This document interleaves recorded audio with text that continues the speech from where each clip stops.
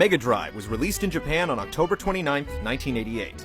This was 2 months before Final Fantasy II was released in Japan, and 2 years before most Americans would know the series even existed. 16-bit adventures for Sega's new system, like Phantasy Star 2 and Sword of Vermilion, made NES owners think about the future.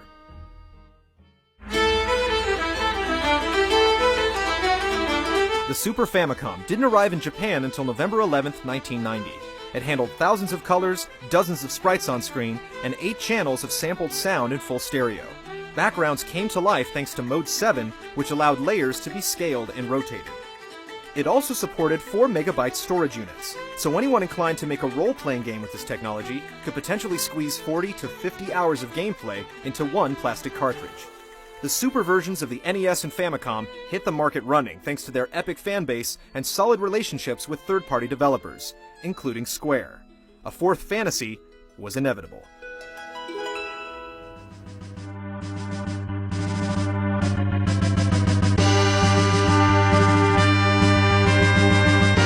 Final Fantasy IV was released in Japan on July 19, 1991. For the first time, it also came out in America the same year.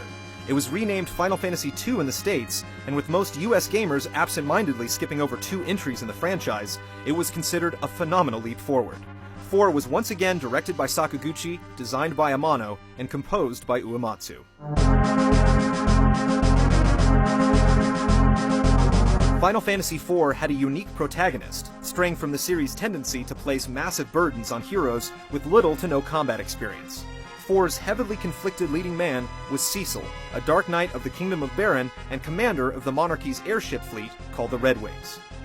After questioning the king's request to attack innocent people in the search of 4 crystals, Cecil was stripped of his rank and forced to reevaluate his ambitions. He was aided on his path of redemption by his dragoon companion Kain, his white mage lover Rosa, the lost summoner Rydia, and many others.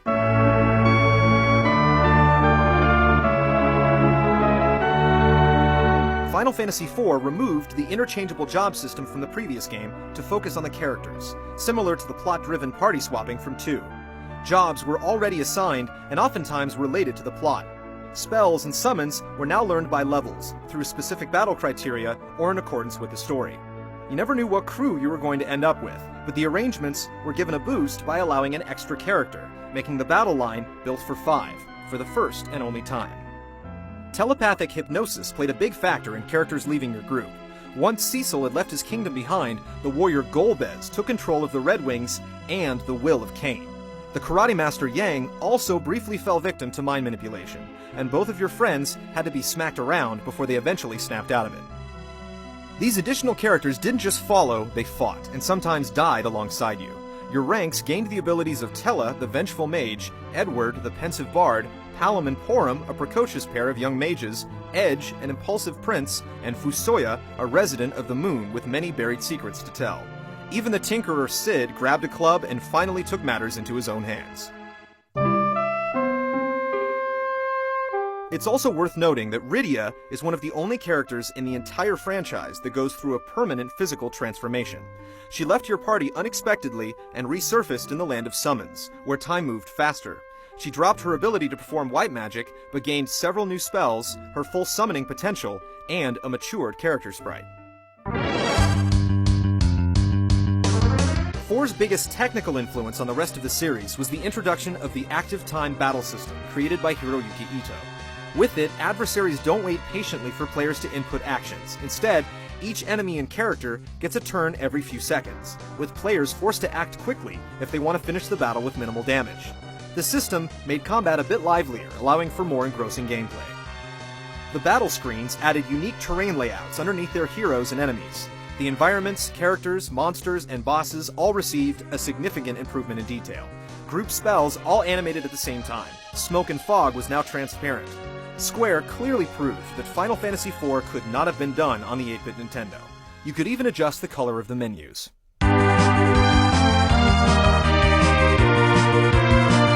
While previous fantasies typically had just the planet's surface to explore, 4 added 2 free-roaming maps, the Underworld and the surface of the Moon. Your flying machines were fashioned with accessories to help you get to these new places. The Lunar Whale was resurrected to help you reach the stars, and black chocobos were introduced that could fly but only land in forests.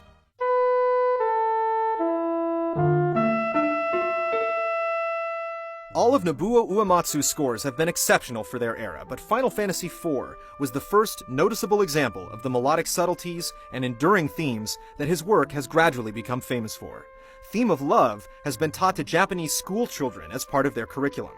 The tracks from 4 have appeared on several compilation albums and have been performed live by numerous orchestras and metal bands. The story in 4 rekindled the 4-tier elemental structure and even referred to the monsters as fiends. Mylon, Kainazo, Valvalis, and Rubicant weren't the original names, but their inclusion was a nod to the first game. Summons were also given peculiar names, as 4 first introduced Americans to the advanced magic. Shiva, Odin, and Bahamut kept their names throughout the series, but Americans first knew Ifrit and Ramu as Jinn and Indra.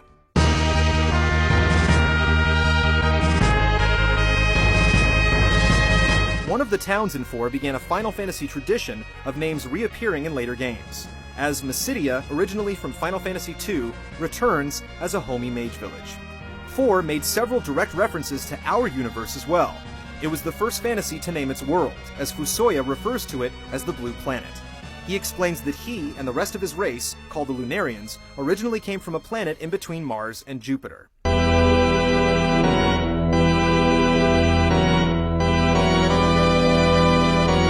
Fusoya also revealed that Golbez was not their ultimate enemy, as he was also being brainwashed by another Lunarian named Zemus.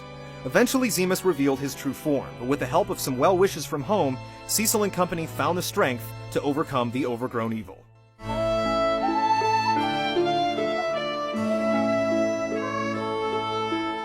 IV was the first Final Fantasy and one of the first RPGs to have multiple characters with their own deep, intertwining stories and affecting relationships. It was the first to link two heroes together romantically, a device the later Final Fantasies would hinge entire plotlines on. Some criticisms were raised regarding the spotty English translation, but even those little quirks are recalled with fond memories by longtime fans. The script and the graphics would be continually revised as 4 was ported to the PlayStation, WonderSwan Color, and Game Boy Advance, and it's scheduled to be released in 3D on the Nintendo DS sometime before the end of 2007. 4 has sold close to 3 million copies across all its systems, but it was not an immediate hit. Whether it was because of 4's international sales numbers, Nintendo's tentative relationship with Square, or the time and resource-consuming task of translating one massive game after another, the next title was for the third time in the franchise, only released in Japan. Despite thousands of American gamers suddenly discovering the role-playing series, the 5th installment wouldn't make it to US shores until the end of the decade.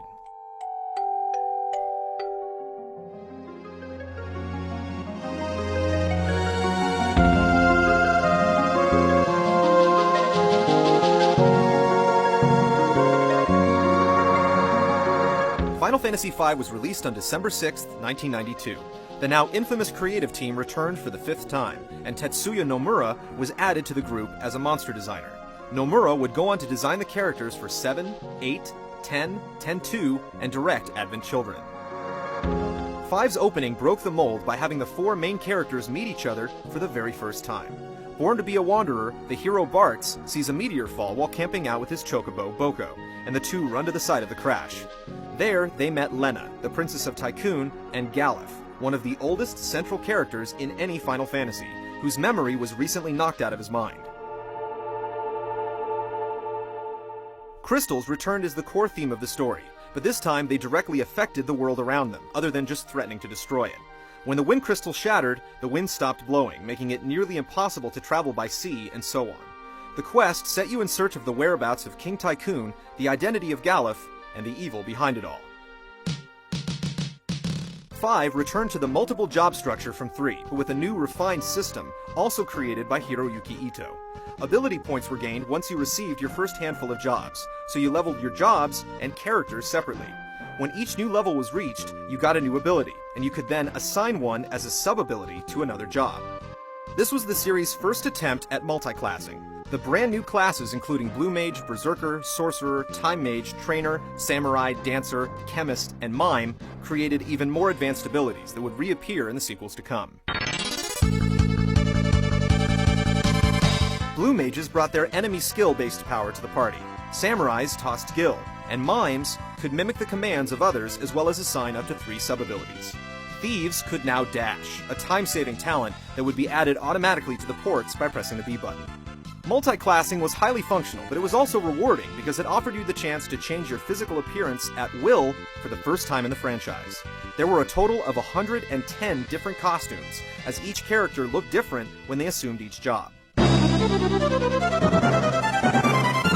Sid helped you get back above the clouds, but this time he was assisted by his grandson Mid. The 2 busy workers turned your airship into a 3-part flying machine, boat, and submarine to glide across all 3 planes of the planet.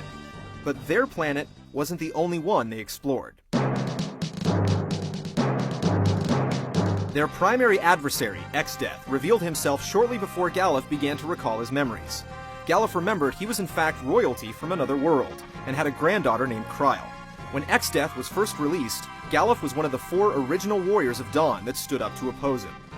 One of X-Death's henchmen, Gilgamesh, made his first Final Fantasy cameo in 5, and would return as a flamboyant adventurer in the 2D and 3D journeys to follow.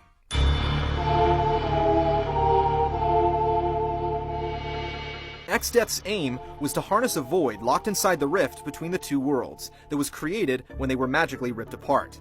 To force the 2 dimensions together, he stole 4 crystals from a sacred tree, keeping the balance in place. And it seemed all hope was lost for the new Warriors of Dawn. It was then that Galuf made it to his feet and made franchise history. Before Eris, Galuf was the first long-term party member to die in the line of duty. The loss was a shock, considering you were well over halfway through the story, but all your hard work spent honing his abilities didn't go to waste. Galuf transferred all he knew to Kryl, and she filled his space in the battle queue.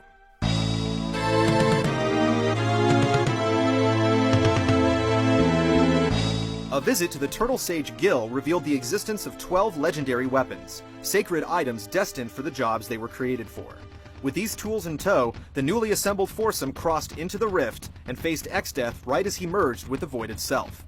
For the first time, there were multiple endings triggered by whoever was or wasn't standing in your party when X-Death's final form was defeated.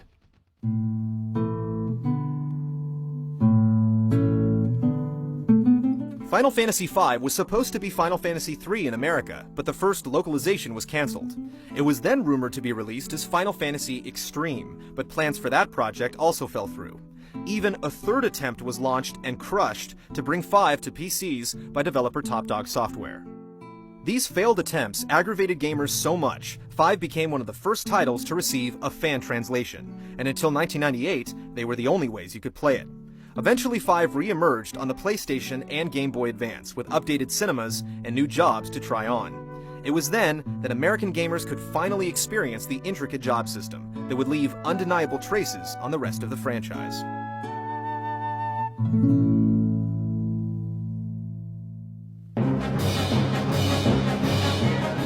Join us next week as we celebrate 6 generations of sprite-based storytelling. We'll look back at the fascinating evolution of these pixel-perfect heroes that continually elevated the bit role-playing era to new heights, and thoroughly examine one of the finest stories the series has ever told.